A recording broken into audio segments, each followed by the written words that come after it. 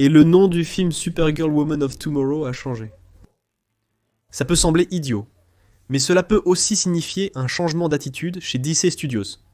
Après la vie, je te raconte tout, attends un peu. Bonjour société de consommation pop, nous sommes de retour. Allons parler encore une fois des détails de l'interview accordée par James Gunn au magazine Rolling Stone, où il a dit plein de choses intéressantes. Parmi elles, il a annoncé le changement du film Supergirl Woman of Tomorrow, La femme de demain, qui serait la bande dessinée dont James Gunn s'est inspiré pour proposer ce projet. Le film est déjà tourné, il est en post-production, dans les délais, dans son calendrier, rien ne dérange, il n'y a aucun signe de reshoot, aucun signe de problème de production, très peu de fuites. Jason Momoa dans le rôle de Lobo, et le film se porte bien, il avance à un bon rythme. Bien, comme ce fut le cas pour Superman. D'ailleurs, Superman, qui a aussi changé de nom.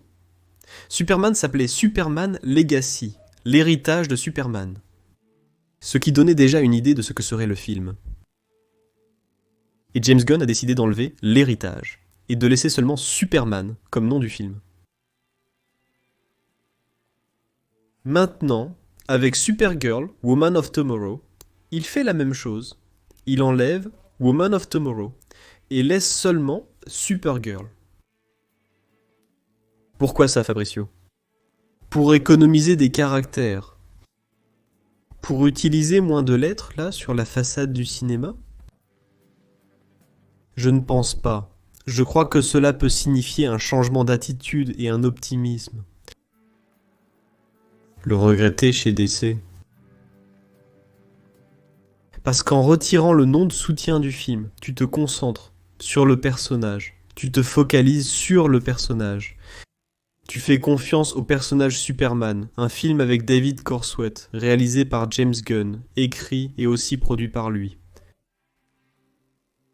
Jusqu'à présent, à moins qu'une catastrophe ne survienne, ce que je ne sais pas ce qui pourrait la provoquer, c'est un succès au box-office. Peu importe si le film va s'autofinancer. Ce n'est pas pertinent en ce moment. L'important, c'est que Superman doit sortir avec plus de 100 millions de dollars, ce qui est déjà un succès. S'il sort avec 150 millions de dollars, waouh. S'il sort avec 170 millions de dollars, waouh, waouh, waouh, waouh. Le kryptonien. Parce que le film s'annonce très bien, toutes les analyses, toutes les anticipations, tout. Les prévisions des sites spécialisés indiquent un succès au box-office. Et c'est un film qui va avoir de l'impact. Autrement dit, James Gunn a réussi son Superman. Et comme je le dis ici sur la chaîne, depuis au moins 6 mois, James Gunn ne peut pas échouer avec Superman. Et Superman va indiquer des pistes pour l'avenir de son DC Universe. Si le film fait un flop, c'est la catastrophe, tout part en vrille, des papiers qui volent, des hommes nus qui courent hors d'un sauna en feu.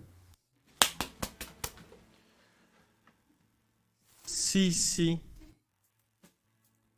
Superman faisait un flop, ce serait un énorme problème. Parce que toute la bonne volonté envers James Gunn serait perdue. Cette histoire de liberté, d'avoir de l'initiative, d'avoir la souveraineté sur la direction et l'invention du DC Universe prendrait fin. Il y aurait cette panique qu'on connaît, qui arrive chez Warner Bros. Discovery, plein de gens viendraient essayer de réparer IEC, IEC, c'est...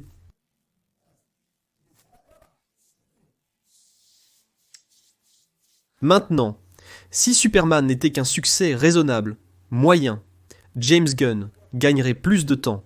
Il gagnerait plus de temps. Il pourrait développer d'autres projets. Il obtiendrait un soutien, un appui. Il montrerait que la voie est la bonne.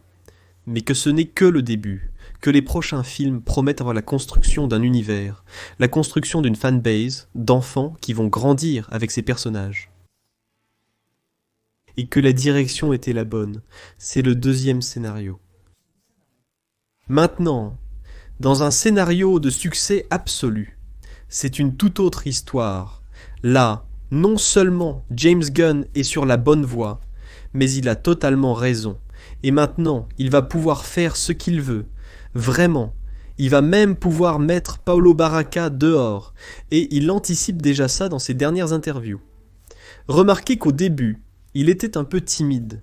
Il a annoncé Superman Legacy, d'accord, Supergirl Woman of Tomorrow, une série sur les lanternes vertes, puis plein de projets secondaires. Il a parlé de Critic Commandos, Waller, Gladiateur doré, il y avait un Batman Brave and Bold, qui était encore un concept très superficiel, on a une histoire de Wonder Woman qui n'était pas vraiment sur Wonder Woman, le Swamp Thing. C'était des projets pas très risqués du point de vue de toucher à des personnages importants pour DC.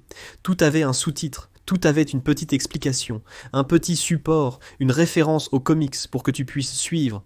Ah, Brave and the Bold, ah, oh Man of Tomorrow. Mais maintenant, ce n'est plus le cas. Maintenant, il admet déjà qu'il a annulé des projets. Peut-être que Waller est passé à la trappe. Peut-être que cette authority-là est aussi passée à la trappe.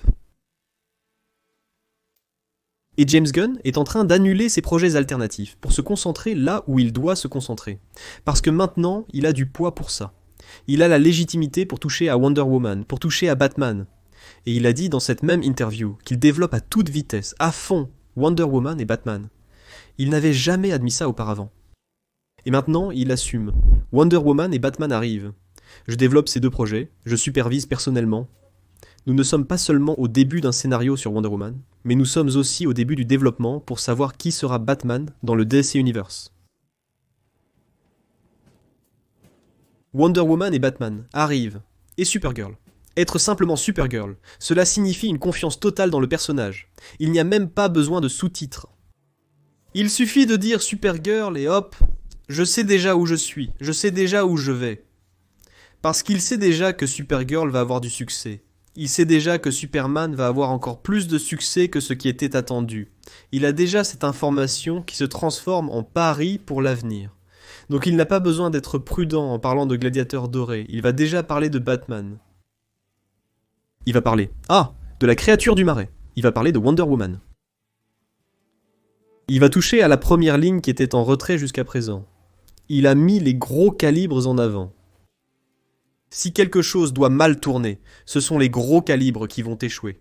Et maintenant qu'il a du crédit, il aura l'autonomie de toucher, là oui, à des pièces importantes de cet échiquier. Alors voyez comment les choses sont en train d'être construites. Je pense que Supergirl, changer de nom, ce qui peut sembler anodin, c'est encore un mouvement